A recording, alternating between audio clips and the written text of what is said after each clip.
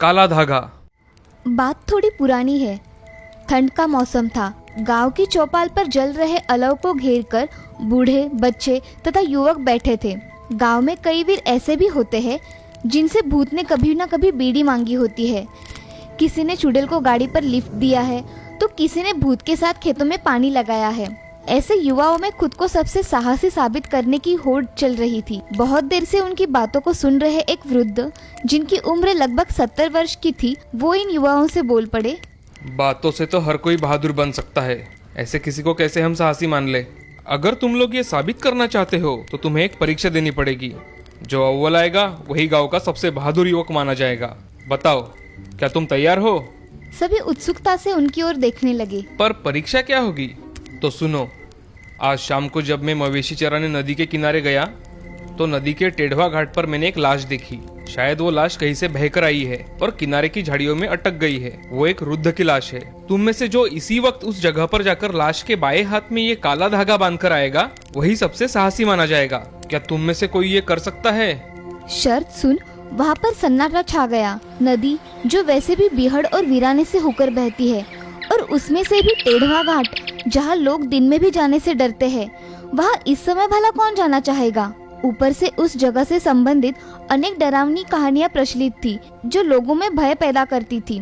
गांव के लोगों का मानना था कि वहाँ आसपास के भूतों की मजलिस लगती थी। जो भी भूलकर उधर चला जाता था वो कभी भी नहीं लौट पाता था। कहा जाता था कि वहाँ पर रात में ढोल नगाड़े की आवाज सुनाई पड़ती है। लोगों का ऐसा मानना है कि वहाँ भूत अपनी बारातें निकालते हैं। ऐसी भयावह जगह पर जाकर स्वयं को संकट में कौन डाले? पूरे चौपाल पर सन्नाटा छा गया। अब तक जो वीर बन रहे थे वो बगले झांकने लगे। क्या तुम में से कोई भी बहादुर नहीं? अभी तक तो बहुत बड़ी बड़ी डींगे मार रहे थे। क्या यही है तुम लोगों की वीरता? अब सबको क्या सांप सूंघ गया है? वृद्ध के इतना कुछ कहने के बाद भी उनमें से किसी की हिम्मत नहीं हुई। चले थे बड़े योद्धा बनने, डरपोक कहीं के। आपस में कानाफूसी चल रही थी, लेकिन कोई भी आगे आने को तैयार नहीं हुआ। अचानक बहुत देर से शांत बैठे एक 22 साल के नौजवान ने कहा, मैं जाऊंगा वहाँ पर। सब आश्चर्य से उसे देखने लगे। मैं जाऊंगा वहाँ पर धागा बांधने। सोच समझ लो बेटा, ये कोई बच्चों का काम नहीं है। मैं कोई बच्चा नहीं और ना ही मैं किसी से डरता हूँ। उस युवक के चेहरे पर डर का कोई नामो निशान भी नहीं था। ठीक है, ये लो काला धागा। और हाँ, याद रहे, उस लाश के बाएं हाथ में ही बांधना है। और एक शर्त और है, तुम्हें गांव के बाहर से झाड़ियों भरे रास्ते से ही जाना होगा। वो भी मंजूर है बाबा? ठीक है, फिर जाओ। युवक तेजी से उठा, पास रखी लाठी उठाई और लाश की जगह की ओर चल पड़ा। रास्ते पर धुंध छाना शुरू हो गई थी। पेड़ों और धुंध की छाया से रास्ते पर दृश्यता कम हो गई थी। रास्ता बहुत ही सुनसान, जिसमें सन्नाटे को भी भय प्रतीत हो। सच में वो जगह बहुत भयावह प्रतीत हो रही थी। सभी बाधाओं को पार करते हुए युवक वृद्ध के बताए हुए स्थान पर पहुंच गया।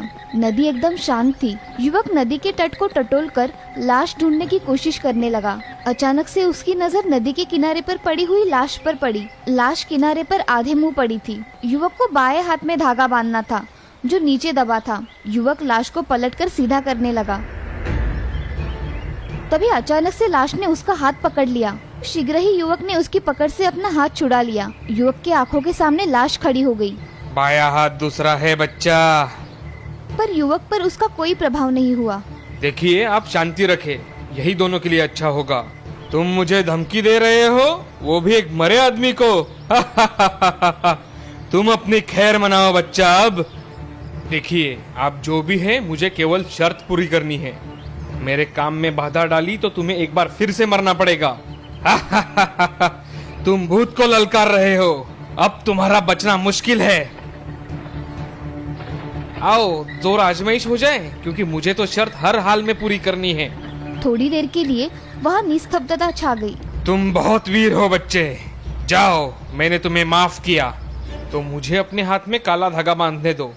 जरूर जरूर, तुम जैसे साहसी बच्चे को तो मैं भी सलाम करता हूँ। काम पूरा कर युवक गांव की ओर चल पड़ा। वहाँ चौपाल पर सभी उसका बड़ी बेसब्री से इंतजार कर रहे थे। उसे वापस आया देख सभी उत्सुकता से भर गए थे। वह सीधे उस वृद्ध के पास पहुंचा और कहा, बाबा, मैंने आपकी शर्त पूरी की है। आप चलकर स्वयं देख सकते हैं। ठीक है बच्चा, हम सुबह चलकर देखेंगे। पर क्या तुम इसी हाथ में धागा बांधकर आए हो? सभी सशंकित नजरों से वृद्ध की ओर देखने लगे। दरअसल वहाँ कोई लाश नहीं थी। मैं स्वयं परीक्षा के लिए वहाँ जाकर लेट गया था ताकि यह जांचा सके कि ये सच में बहादुर है या नहीं।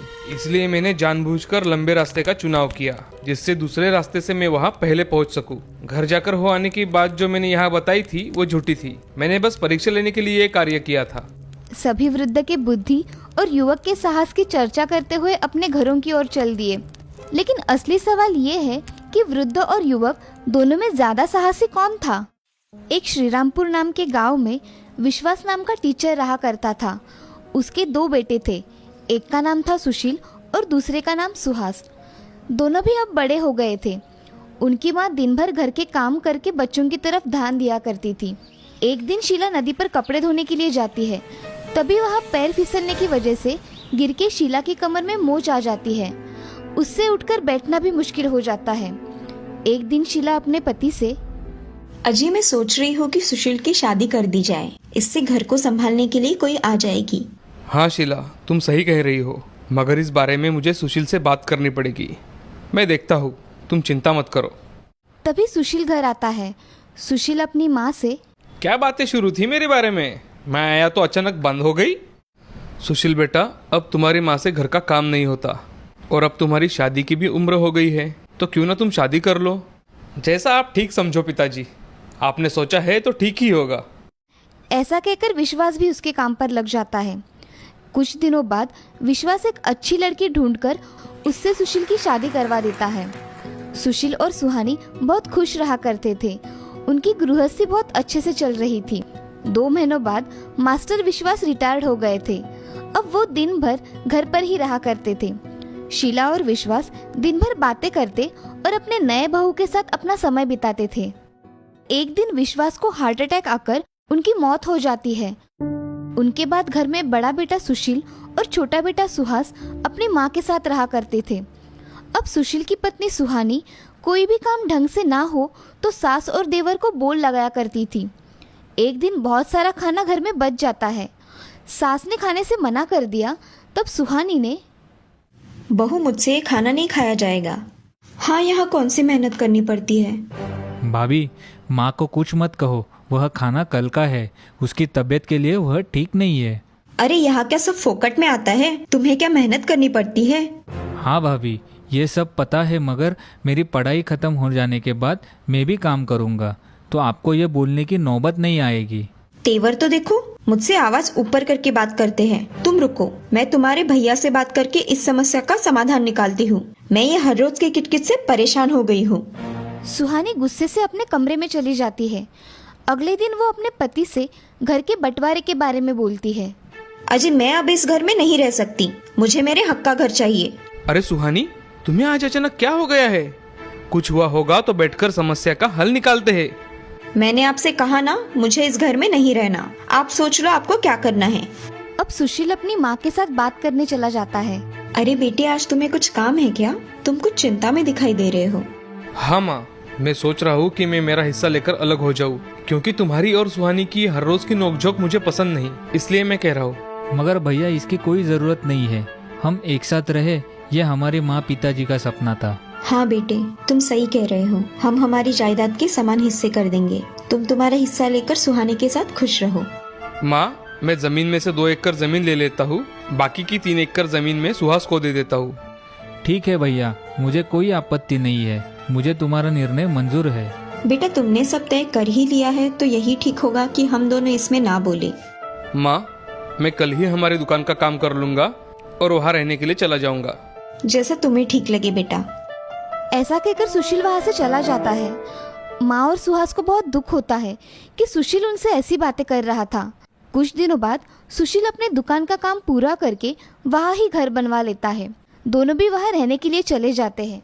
अब वो दोनों चले जाने के बाद शीला सुहास से, बेटा, मुझे ऐसा लगता है कि अब तुम काम पर ध्यान दो और साथ में तुम खेती भी कर सकते हो।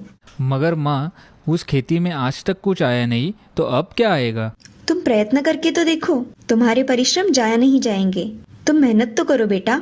माँ, तुम कह रही हो तो मैं प्रयत्न करके देख लेता हूँ। अगले दिन से सुहास अपने खेत में काम करने चला जाता है। सालों से बंजर पड़ी हुई जमीन उपजाऊ बनाने के लिए उसको बहुत मेहनत लगती है। सुहास हार ना मानकर बहुत मेहनत करता है और उस खेत में गेहूं के बीज लगाता है। उस खेत में सुहास दिन रात मेहनत करके गेहूं का अच्छा उत्पादन लेता है। सुहास अपना गेहूं बाजार में बेचने चला जाता है और तभी सुहास व्यापारी से बात करता है। रामदास सेठ, मैंने इस साल में खेत में गेहूं का उत्पादन किया है, क्या आप मेरे गेहूं खरीदेंगे? हाँ, खरीदूंगा, मगर मुझे गेहूं कैसा है ये देखना पड़ेगा। सुहास के लाए गेहूं उन्हें देखते ही पसंद आ जाते हैं। अरे सुहास, तुम्हारे गेहूं बहुत अच्छे हैं, मैं इनके अच्छे दाम दूंगा, मगर सारे गेहूं के बीज मुझे ही बेचना होगा, तो ही मैं तुम्हें अच्छे दाम दूंगा। जी सेठ जी, मैं आपको ही मेरे गेहूं के बीज बेचूंगा। अच्छा, तो मैं चलता हूँ। ऐसा कहकर सुहास वहां से अपनी 2 बोरी गेहूं के बीज सेठ को बेचकर वहां से चला जाता है। सुहास इस साल के पूरे गेहूं के बीज उस सेठ को बेचकर अच्छे पैसे कमा लेता है और अपनी मेहनत शुरू रखता है। अब वो कुछ दिनों में अच्छा कमाने के कारण अपना खुद का घर और खेती बढ़ा लेता है। इधर सुशील गांव में दुकान में अच्छा घर बनाकर रहने लगता है, लेकिन उसका धंधा कुछ अच्छा नहीं चल रहा था। उसी के कारण वो बहुत परेशान रहने लगा था। तभी उसे पता चलता है कि सुहास ने खेती करके बहुत तरक्की कर ली है और वो घर जाकर, सुहानी, तुम्हें पता है सुहास का कारोबार बहुत बड़ा हो गया है, क्यों ना हम सुहास से मदद मांगते हैं? तुम कह रहे हो तो हम मांगेंगे उनसे मदद, मगर क्या वो हमें मदद करेंगे? हाँ, क्यों नहीं, वो मेरा भाई है, वो मेरी मदद जरूर करेगा। सुशील सुहानी के साथ सुहास के घर चले जाते हैं और वहां जाकर, माँ, मुझे माफ कर दो, मुझे माफ कर दो मेरे भाई। अरे भैया, तुम यहाँ आओ ना। आज कैसे आना हुआ बेटा? माँ, मुझे मेरी गलती का पूरा एहसास हो गया है, हम दोनों को माफ कर दो। हाँ माँ, मुझे माफ कर दो, हमसे बहुत बड़ी गलती हो गई। तुमको एहसास हो गया है, यही बहुत है मेरे लिए। अब हम साथ साथ रहेंगे, आपको कोई आपत्ति नहीं है ना भाभी? नहीं सुहास, मुझे कोई आपत्ति नहीं है, हम अब साथ साथ रहेंगे और मेरे बुरे बर्ताव के लिए मुझे माफ कर दीजिए। ऐसा कहकर सुहास और सुशील मन के सारे गिले शिकवे मिटाकर फिर से एक साथ रहने लगते हैं। अब उनका परिवार एक खुशहाल परिवार बन जाता है। इस कहानी से हमें ये सीख मिलती है कि जिंदगी में हमेशा अपनों की कदर करनी चाहिए, क्योंकि संकट के समय वही हमारी मदद करते हैं।